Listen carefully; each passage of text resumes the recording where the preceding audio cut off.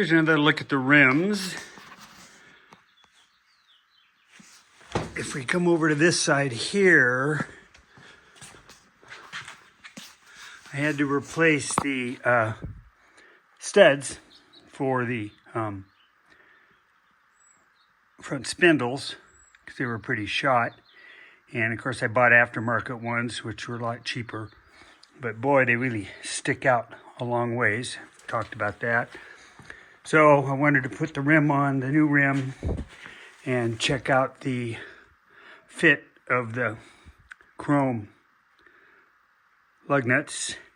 And I just put one on here and it's tight, so I don't have to cut them off. Anyway, there you go. On to other things. So these Datsun parts, unbelievably expensive.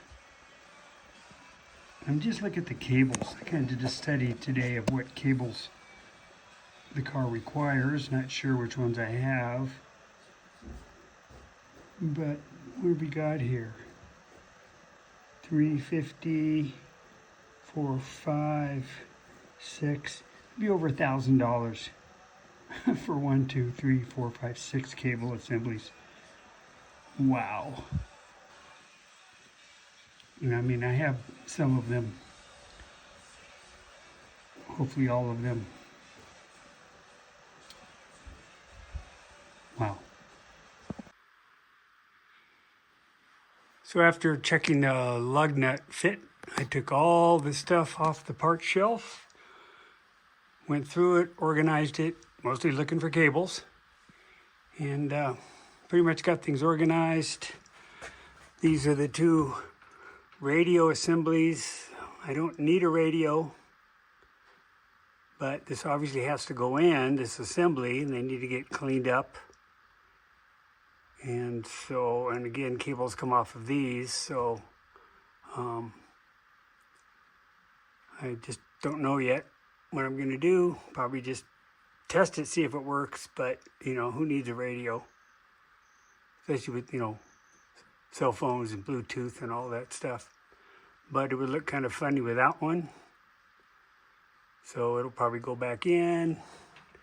Okay, so things are cleaned up. I did get another coat of filler here. I need to sand that today. I'm trying to see if I can do some body filling here and try to get that sort of bump out of there. And I'm probably never going to get that perfect, but we'll do some sanding on that. And let's see here.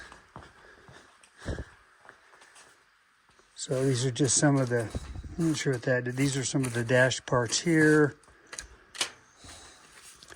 A couple cables.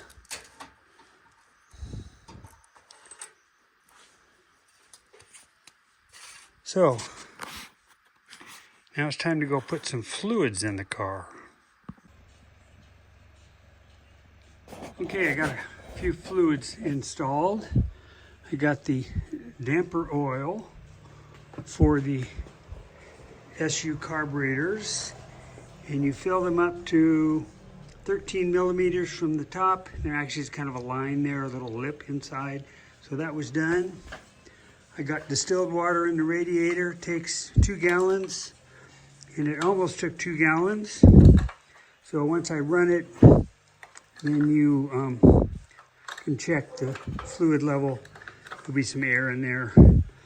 A lot of times I'll run it with the cap off and let it warm up, and then shut the engine down, let it burp overnight, do it again.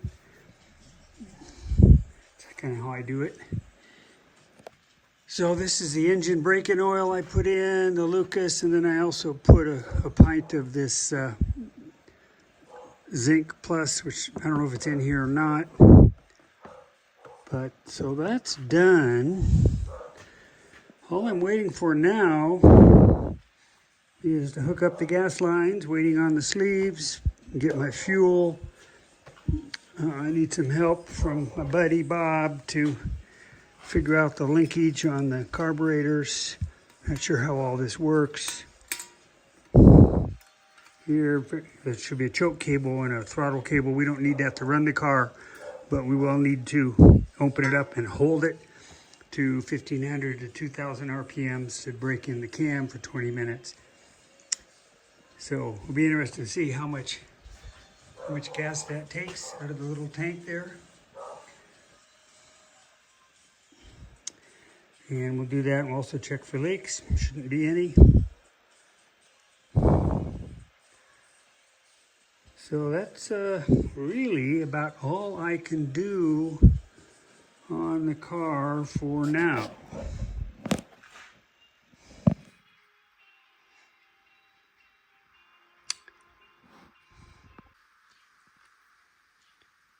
Such a nice day. Thought I would do a little sanding. It's getting there, pretty close. A few little bumps that need to get filled. And looking at this, I don't know if you can, probably can't see it, but siding down, it's just that little bit of filler I did. I think I'm going to be able to get that fixed. It's going to take sanding and, you know, 1 or 2 more coats of filler, but that's looking pretty good. Okay, let's talk painting. So this is the patch, and I just put a primer on it. Same thing up here. I just mix it up and put it on with a brush, and I'll be sanding it tomorrow. Maybe have to do that again. And I'll show you what I used here, which you've seen in other videos. But this is the Eastwood polyester primer surfacer. This is the hardener. And I just mixed up a small container, and they want it to be anywhere from 2%, 0.02 to 5%. So I mixed up 80 milliliters in a little container and put in somewhere between 2 and 4 milliliters of the hardener and just brushed it on. This is what's on the car right now, which is the low VOC 2K primer. So what I'm going to do is, when I'm finished with the patches, then I'm going to wet sand the car with 400. And it would be all the car, the door panels, the trunk, the hood, fenders, everything. And then I'm going to spray 1 more coat of this urethane primer, which reduced down becomes a sealer. And then that will get wet sanded again, I believe, in preparation for color, which I need to order. So we'll go out here, and so I'm gonna, with my lumber, gonna redo my spray booth.